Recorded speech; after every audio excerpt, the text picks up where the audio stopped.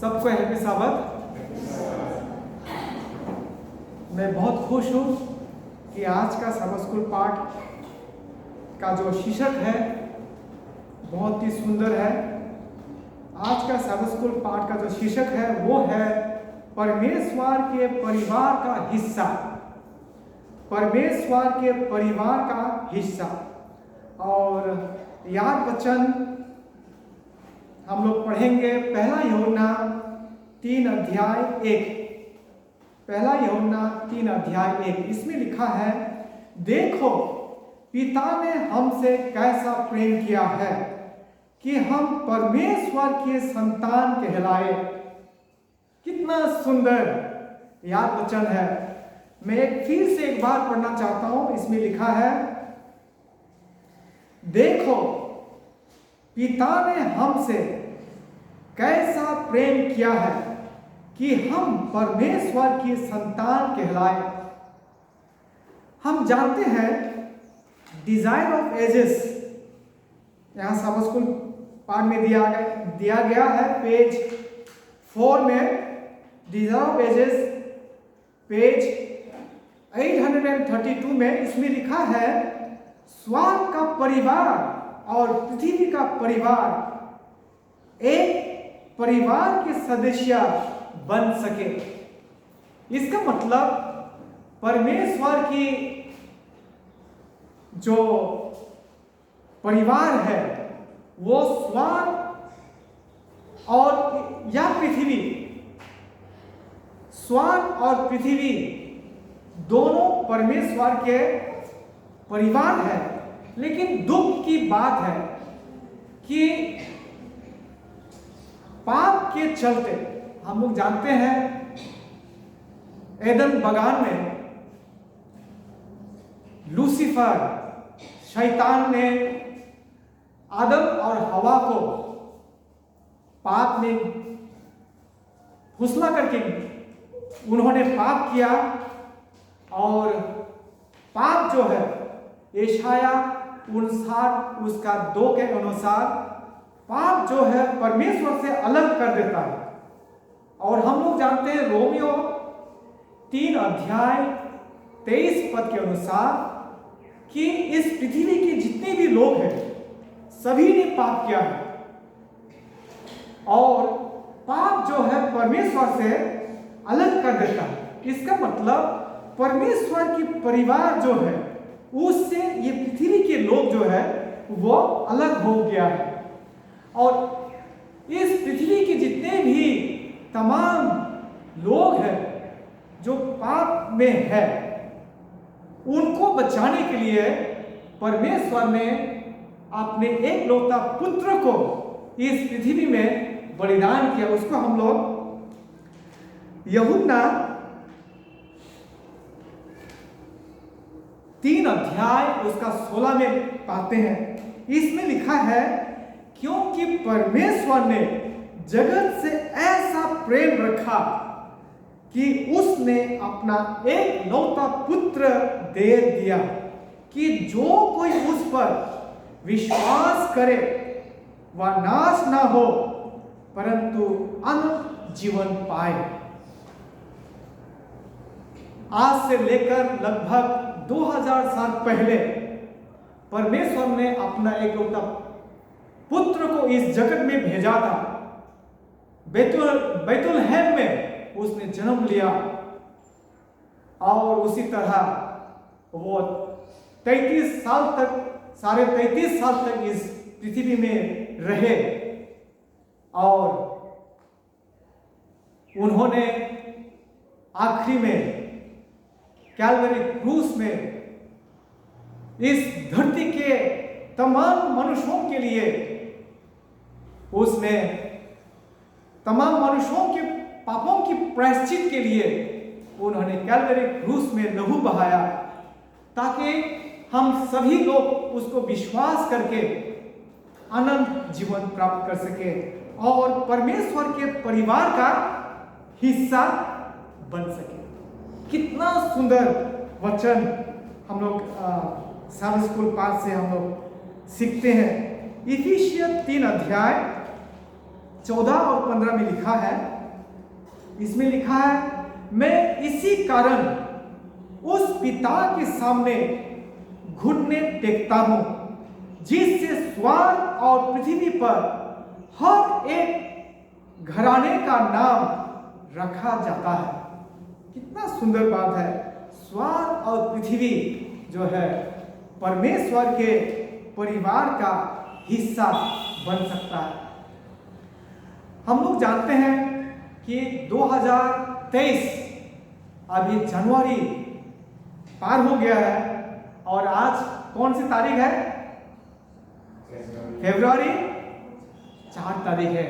और हम लोग जानते हैं कि इस वक्त यूक्रेन और रशिया के बीच में युद्ध चल रहा है और ऐसे युद्ध चल रहा है कि तृतीय विश्व युद्ध होने पर है।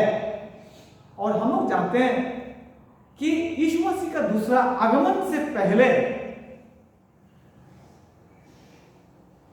तृतीय विश्व युद्ध नहीं होगा और उससे पहले परमेश्वर के जो 3 दूतों का संदेश, जिसको हम प्रकाशित वाक्य 14 अध्याय 6 से लेकर के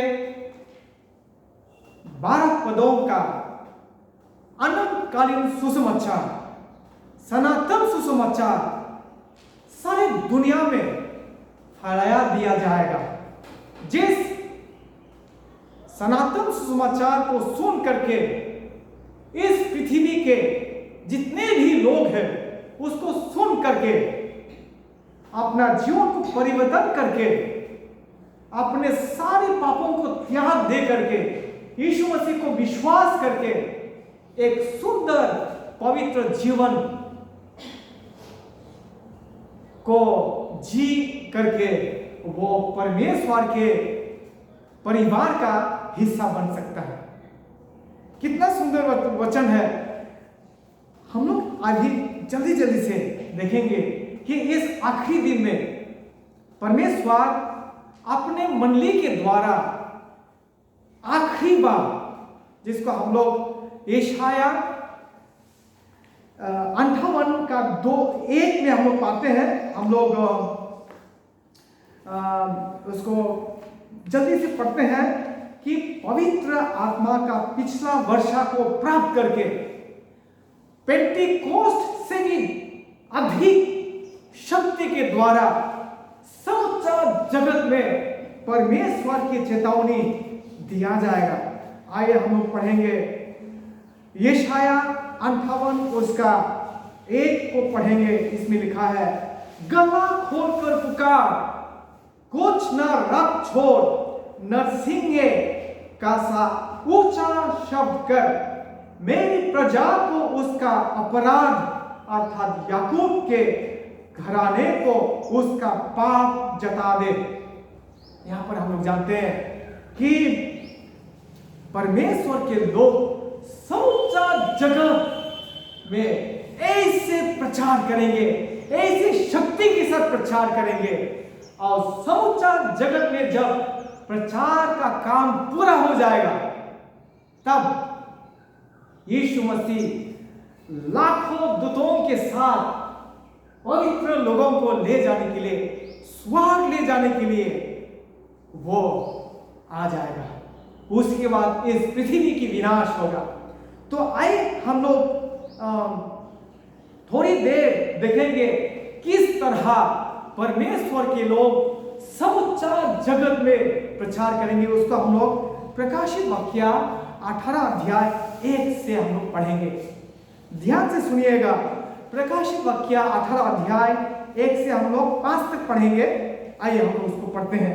इसमें लिखा है, इसके बाद मैंने एक स्वर्गदूत को स्वर्ग से उतरते देखा जिससे बड़ा अधिकार प्राप्त था और पृथ्वी उसके तेज से चमक उठी। यहां पर हम लोग देखते हैं कि ये जो स्वर्गदूत, इनके पास क्या था?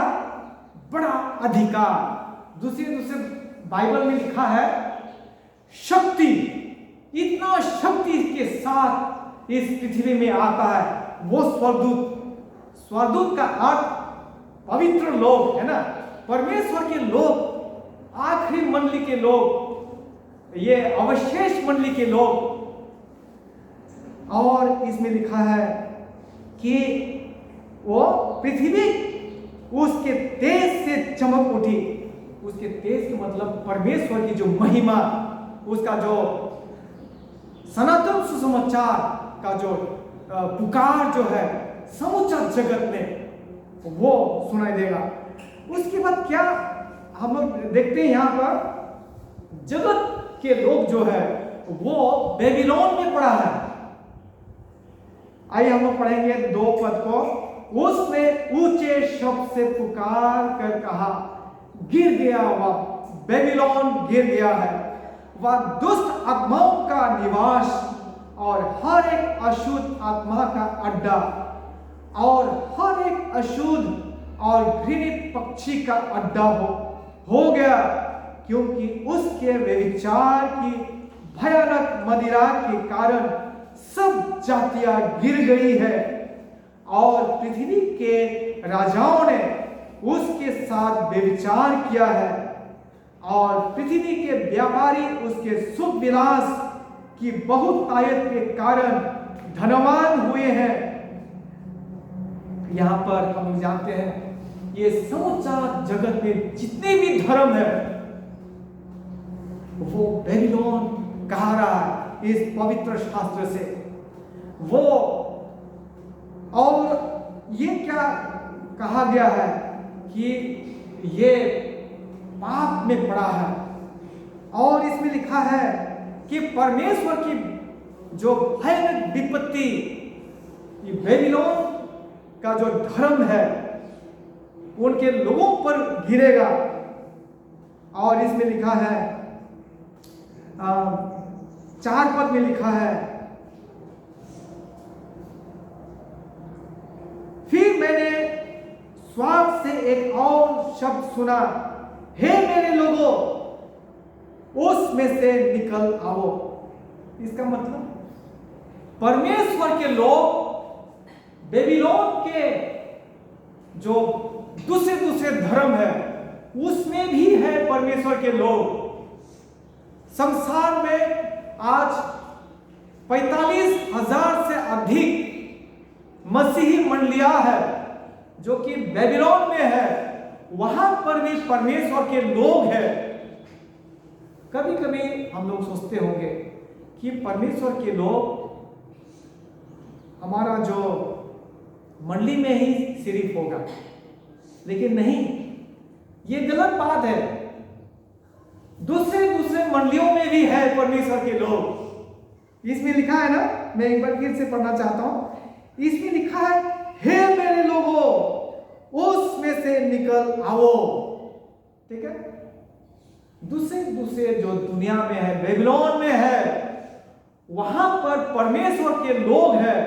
और जब परमेश्वर के लोग ये आखिरी बार पवित्र आत्मा का पिछली वर्षा को प्राप्त करके वो प्रचार करेंगे, अनकालीन सुसमाचार देंगे, उस वक्त वो निकल के इस परमेश्वर की मंडली में आ जाएगा।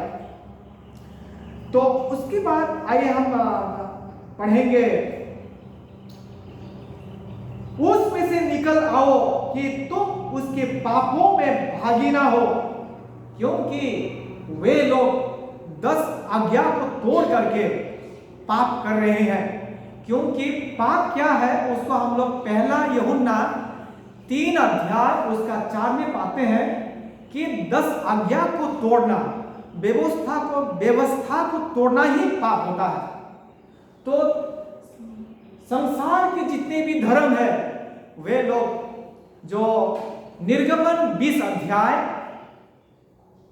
1 से 17 पदों में दिया गया परमेश्वर की प्रेम का 10 आज्ञा को तोड़ करके, वहां पर 10 आज्ञा लिखा हुआ है, परमेश्वर की 10 आज्ञा, जो 10 आज्ञा समूचा ब्रह्मांड आकाश और पृथ्वी के लिए ये जीवन का नियम है, परमेश्वर की हुक्म है, परमेश्वर की कानून है। उस कानून को तोड़ रहे हैं दुनिया के लोग। और यहां लिखा है कि जब परमेश्वर के 10 आज्ञा को तोड़ करके पाप करते हैं तो उसमें से निकल आओ। 5 में लिखा है, क्योंकि उसके पापों का ढेर स्वर्ग तक पहुंच गया और उसके अधर्म परमेश्वर को स्मरण आए हैं। परमेश्वर को मालूम है कि इस धरती पर क्या क्या हो रहा है। अब हम लोग जाएंगे कि परमेश्वर के लोग कैसे ये अनंतकालीन सुसमाचार को दे सके, क्योंकि प्रकाशित वाक्य 3 अध्याय 14 से 22 पदों में यहां पर यीशु मसीह इस मंडली से विशेष संदेश, लौदीकिया का संदेश दे रहे हैं। क्योंकि यहां हम देखा जा रहा है कि परमेश्वर के लोग संसार को प्रचार करने से पहले परमेश्वर के मंडली को तैयार होना है, स्वयं को धर्मी होना है, स्वयं को पवित्र होना है। तो यहां पर ये जो संदेश अभी हम लोग देखने जाएंगे, वो संदेश यीशु मसीह के द्वारा दिया गया है। कहां दिया गया? प्रकाशित वाक्य 3 का 14 और 15 में हम पढ़ेंगे। इसमें लिखा है, लौदीकिया की कलीसिया के दूत को यह लिख, जो आमीन और विश्वास योग्य और सच्चा गवाह है और परमेश्वर की सृष्टि का मूल कारण है, वह यह कहता है कि मैं तेरे कामों को जानता हूं कि तू ना तो ठंडा है और ना गर्म भरा होता, कि तू ठंडा या गर्म होता। इसमें ये लिखा है कि यीशु मसीह विश्वास योग्य और सच्चा गवाह है। ये संदेश यीशु मसीह ये जो लौदीकी का कलीसिया को दे रहा है। यीशु मसीह सेवेंथ डे एडवेंटिस्ट मंडली को दे रहा है। यह संदेश मेरे लिए है और आप लोगों के लिए भी है, ताकि हम लोग पवित्र होकर, धर्मी होकर के समूचा जगत में सनातन सुसमाचार प्रचार कर सके। आइए हम लोग आगे जाएंगे। इसमें लिखा है 16 पद में, इसलिए कि तू गुनगुना है और ना ठंडा है और ना गर्म, मैं तुझे अपने मुंह में से उगलने पर हूं। तू कहता है कि मैं धनी हूं और धनवान हो गया हूं और मुझे किसी वस्तु की घटी नहीं, और या नहीं जानता कि तू अभज्ञा और तुच्छ और कंगाल और अंधा और नंगा है।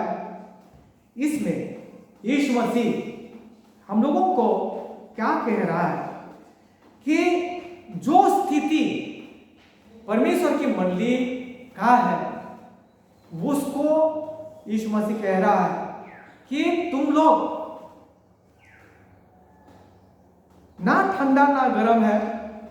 तुम लोग क्या है कि अपने आप को धनवान सोचता है, अपने आप को आत्मिक जीवन में भी, और हो सकता है कोई जिसके पास पैसे कौड़ी काफी है, वे लोग हम लोग को कोई जरूरत नहीं है, ऐसा सोचते हैं कि हमारा कुछ भी जरूरी नहीं है।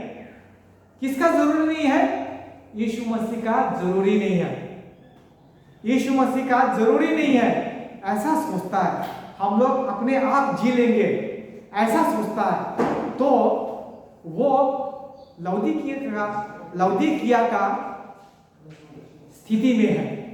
हम लोग को इसको स्वीकार करना है। उसके बाद हम लोग यहाँ देखते हैं कि मैं धनवान हो गया हूं, मैं धनी हूं और धनवान हो गया हूं। ये वचन कौन कह रहा है? बेबीलोन का जो रानी, बेबीलोन का रानी क्या है? वो है बेबीलोन का जो मुखिया रोमन कैथोलिक संस्था, रोमन कैथोलिक संस्था का जो मुखिया है, वो यहाँ पर प्रकाशित वाक्य 18 में हमें दिया गया है। वो भी कह रहा है कि मैं रानी हूं, मुझे कुछ भी किसी का जरूरत नहीं है, मैं विधवा नहीं हूं, ऐसा कहा रही है। तो ये जो प्रकाशित वाक्य 18 अध्याय का जो बेबीलोन का जो अपने आप को कहा रहा है कि मैं धनी हूं और धनवान हूं, बेबीलोन का जो कहना और हम लोग का लौदीकिया मंडली का जो कहना मैं धनी हूं, इसमें क्या अंतर है? कोई भी कुछ भी अंतर नहीं है। जो लोग कहता है कि मैं सब कुछ जानता हूं, आत्मिक जीवन में मुझे कोई कमी नहीं है, और दूसरी तरफ बेबीलोन का जो मुखिया है वो भी कह रही है कि मैं धनी हूं, मैं रानी हूं, तो इसमें कुछ भी अंतर नहीं है। इसलिए यहां पर यीशु मसीह स्वयं या संदेश को हमारा जो मंडली के लोगों को दे रहा है, वो मेरी तरफ से नहीं है, किसी की तरफ से नहीं है। यह संदेश स्वयं यीशु मसीह इस मंडली को दे रहा है ताकि हम लोग पवित्र हो जाए, ताकि हम लोग धर्मी हो करके समूचा जगत को प्रचार कर सके। हम लोग आगे जाएंगे। ये जो 18 पद में, मतलब 17 पद में हम लोग को क्या क्या कहा है यीशु मसीह? हम लोग को स्वीकार करना है कि हम लोग, क्योंकि यीशु मसीह को मालूम है हम लोग का कंडीशन, हम लोग का स्थिति को मालूम है कि क्या है, और यीशु मसीह विश्वास योग्य और सच्चा है, और वो हम लोगों को कह रहा है कि हम लोग 17 पद के अनुसार मैं बोल रहा हूं कि एक तो है, हम लोग कहा रहा है अपने आप को धनी है, हम लोग को कुछ भी नहीं चाहिए, इसका मतलब यीशु मसीह को भी हम लोग को नहीं चाहिए। और दूसरा वाला क्या कह रहा है कि तू कंगाल है, तुच्छ है, अंधा है और नंगा है। हम लोग का कंडीशन ये है, और हम लोग को स्वीकार करना है कि कितना हम लोगों का आत्मिक जीवन में ऐसा मतलब घटिया जीवन है, उसको हमको स्वीकार करना चाहिए, जांचना चाहिए। और जबकि यीशु मसीह हम लोगों को बोल रहा है, हम लोग का कंडीशन को बोल रहा है, ताकि हम लोग क्या हो जाए, धनी हो जाए। आइए हम लोग 18 पद को पढ़ेंगे। क्या कह रहा है यीशु मसीह, क्या सम्मति दे रहे हैं? इसीलिए मैं तुझे सम्मति देता हूं कि आग में ताया हुआ सोना मुझसे मोल ले कि तू धनी हो जाए, श्वेत वस्त्र ले ले कि पहनकर तुझे अपने नंगेपन की लज्जा ना हो, और अपनी आंखों में लगाने के लिए सुरमा ले कि तू देखने लगे। कितना सुंदर बात है कि यीशु मसीह हम लोगों को क्या कह रहा है, सोना खरीदने के लिए बोल रहा है। लेकिन जबकि हम लोगों के पास कुछ भी नहीं है, हम लोग तुच्छ है, हम लोग अभागा है, गरीब है, हम लोग पुअर, ऐसा लिखा है। हम कैसे खरीद सकता है यीशु मसीह से सोना? हम कैसे यीशु मसीह से मलमल सफेद कपड़े खरीद सकते हैं? आंखों में लगाने के लिए सुरमा कैसे हम लोग खरीद सकता है यीशु मसीह से? वो है कि हम लोग अपने आप को क्या है, कुछ भी नहीं है मेरे पास, हे यीशु मसीह मुझे ये चाहिए, मेरे परिवार के लिए ये चाहिए, वो चाहिए। अपना घटी को स्वीकार करके हमें यीशु मसीह से प्रार्थना करना है, मांगना है, और यीशु मसीह हमें मुफ्त दे देगा। उसके बाद एक ध्यान पूर्वक सुनिए, जब परमेश्वर के लोग, अलग अलग चेहरा है ना हम लोग का, अलग अलग चेहरा है हम सभी का, सफेद, फिर जो ब्राउन कलर, कोई डार्क कलर, हर जितने भी लोग हैं, परमेश्वर के लोग हैं, अगर हम लोगों को सोने का मुकुट दे देगा, मलमल कपड़ा, सफेद कपड़ा पहना देगा, आंखों में लगाने के लिए सुमा देगा, थोड़ा दिमाग में सोचिए कि हम सभी के माथे पर सोना का मुकुट होगा, हम सभी के कपड़े जो है चमकता हुआ सफेद मलमल कपड़े हम सभी लोग पहने हैं, आंखों में लगाने के लिए सुरमा कैसा दिखाई देगा? बहुत सुंदर लगेगा ना, बिल्कुल कितना सुंदर लगेगा। और हम लोग जानते हैं कि यीशु मसीह हम लोगों को मुफ्त में देना चाहता है, और उसका अर्थ क्या है? ये जो सोने, परमेश्वर का जो आग में ताया हुआ सोना, आग में ताया हुआ सोना का मतलब हम लोग इस धरती पर कठिन जिंदगी को गुजर करके विश्वास और प्रेम का अर्थ है ये जो सोना, और सचमुच में हम लोग को वाकई में सोना हम लोग को देना, वो देगा। हमारा मुकुट में सोना का मुकुट होगा जिसमें तारेगण होगा, है कि नहीं? लेकिन आत्मिक अर्थ क्या है?